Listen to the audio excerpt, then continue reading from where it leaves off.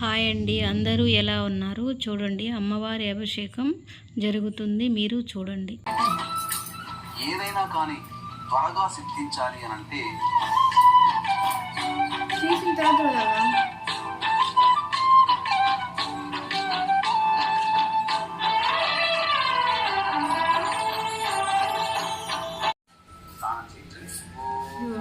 తీసుకో.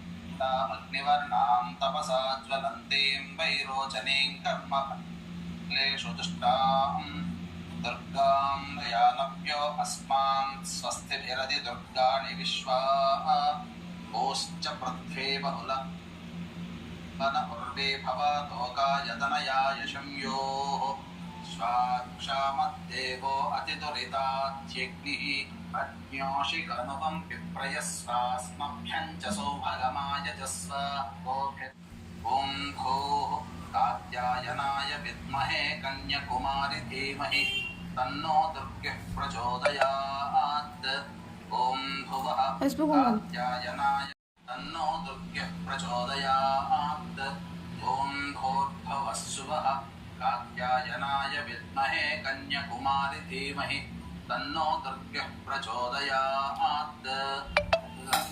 అమ్మవారికి షోడశోపచార విధానంలో భాగంగా అభిషేకం జరుపుకున్నాం. తర్వాత వస్త్రము, యజ్ఞోపవీతం, గంధము, పసుపు, కుంకుమ, ఆభరణాలు ఇలా మంత్రయుక్తంగా మనం చేసుకోవాలి. సాధారణంగా సులభంగా చేసుకుందాం. సహజం పురస్తాద్ ఆయుష్యమగ్రియం ప్రతిమంచ శుభ్రం యజ్ఞోపవీతం బలమస్తు తేజః. లక్ష్మీ మహాసరస్వతీ స్వరూపిణీం శ్రీ దుర్గాంబికా పరదేవతాయై నమః. దివ్యశ్రీ గంధం సమర్పయామి. పసుపుని కొద్దిగా చేతిలో తీసుకోండి. అహిరివ భోగైః పర్యేతి బాహుం జ్యాయహేతిం పరిబాధమానః.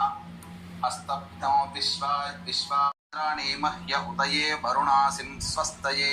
శ్రీ మహాకాళీ మహాలక్ష్మీ మహాసరస్వతీ స్వరూపిణీం శ్రీ దుర్గాంబికా పరదేవతాయై నమః. ఓం దుర్గాయై నమః. పాదౌ పూజయామి.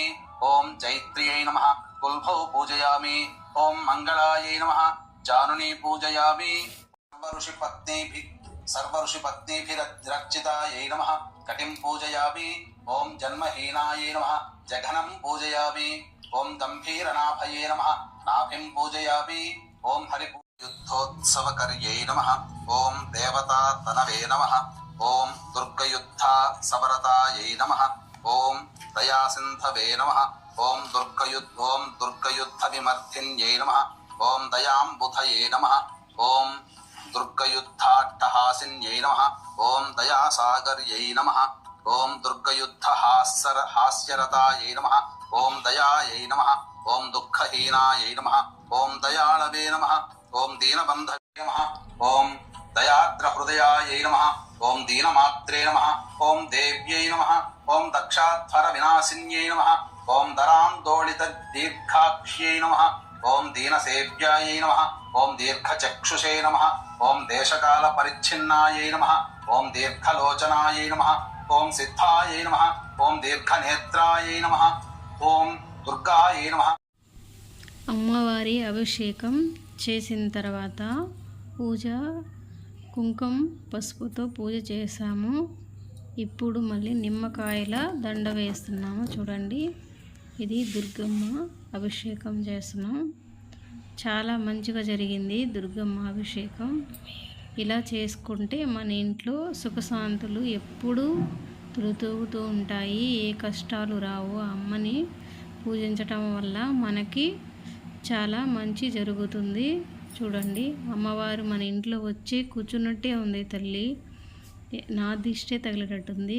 ఎంత అందంగా తయారు చేసినామో, చాలా బాగుంది. కలుషం అన్నీ పెట్టాము. చూడండి, అమ్మవారికి గాజులు దండేసాము. చిన్న అమ్మవారికి కూడా ప్రతిమను తీసుకొచ్చి అభిషేకం చేసాము. దానికి కూడా గాజులు దండేసాము. మా ఛానల్ నచ్చినట్లయితే లైక్ చేయండి.